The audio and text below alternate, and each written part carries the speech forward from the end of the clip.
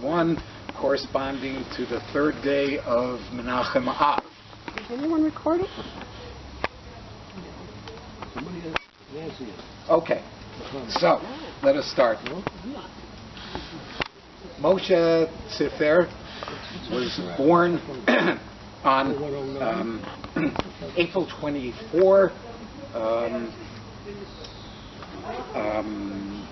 1902 in Przemyśl, Galicia. Now, by having said that one sentence, I have given you a lot of information that we need to break down, because each of those sections of the sentence are very important for understanding his life, who he was. What we intend to do is talk about him, his life, his art, and about the building which is behind me, and then go in and look at the garden such as it was. So, his name was Moshe Ziffer. They probably called him Moshe because the area where he came from, he was born in the town of Przemyśl. And I will spell that for you because it is impossible. Przemysl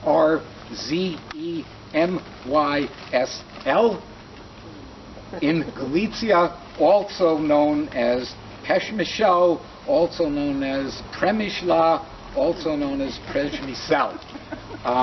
These towns often had more than one name, and sometimes the Jews that lived in them had a name in Yiddish that was different than the name that the Goyim had.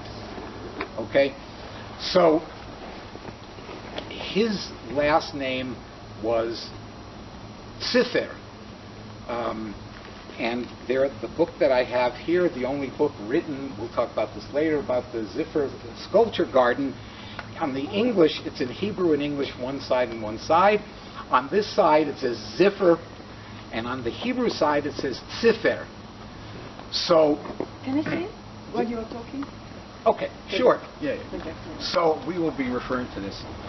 So I found out that during his life, when he was dealing with Anglos, he used Ziffer.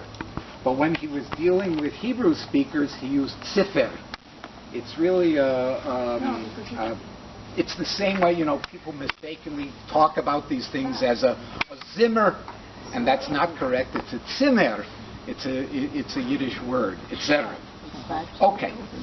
So we need to talk a little bit about the town that he came from, Przemyśl.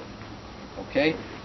The town was located west of Lvov, at the foot of the Carpathian Mountains. So, in Galicia. So immediately, what do we think? This is the area that was Hasidus. This is where it started. And so, although the section of Galicia where he was from would become Poland, in other words, when he lived there, when he was born there, it was the Austro-Hungarian Empire. And after World War I, it became Poland proper. Other parts of Galicia, after World War I, became Poland and then became Ukraine. But he was in the part that was Polish. Okay? And when we talk about the town, we need to know just a little bit. The town had a Jewish population at least going back to the 1500s. The town itself is much, much older than that, but as far as Jews, we know at least the 1500s. And we know that there were Hasidim there. I saw one reference to the Sanz Hasidim had a presence there. And in the mid-18th century, 55% of the town was Jewish. By the time, in 1905, which is close to when Ziffer was born, there were 40,000 people in Przemyśl, 15,000 of whom were Jews. That's 38%. By 1910, there were 54,000 people in the city because there was a mass exodus from other parts, and they came into Przemysl, and so the Jews were 30% of the town. So it was a significant Jewish presence in this town. We know that there were 3 shuls, at least. 2 of the shuls still exist, but not as shuls. They are other buildings. During the Shoah, they herded the Jews into a ghetto, and in 1943, the Jews that were there all were sent to either Auschwitz or Belzec. So there is no, to the best of my knowledge, there is no Jewish community left there anymore. So I said that,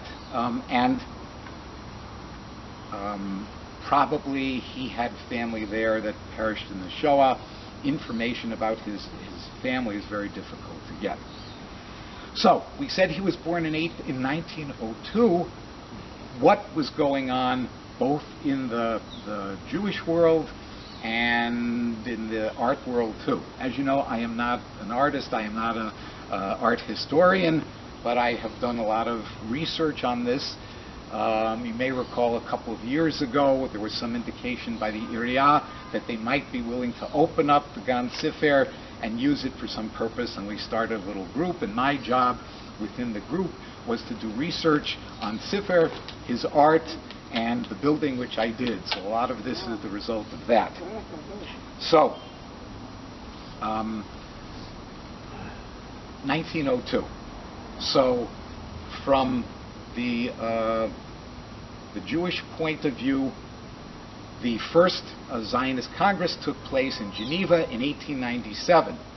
So by 1902, there had been several Zionist Congresses, and there was talk about Zionut, Zionism, even in these sort of smaller areas.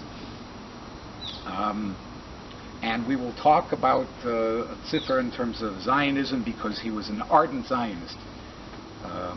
Ergo, he was here. In the art world, 1902, the Victorian era was done. We were going into the Edwardian period. Then we had Art Nouveau, Art Deco, Modernism, Cubism, all of these things. So Moshe Ziffer lived to the age of 87. So his life spanned an enormous period within the art world, and basically from realism until abstract art. And those were the 2 main focuses of his art. Okay, so let's talk about Moshe. So he, I have not been able to find if he had any brothers or sisters. I believe his mother was named Chana and his father was named Menachem Mendel. At least that's what one source sort of says. Both the Hebrew and the English are a little bit confused about that.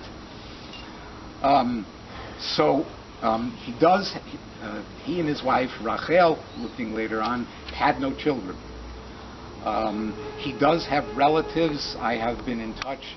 He has several relatives in Tel Aviv who I have talked to several times.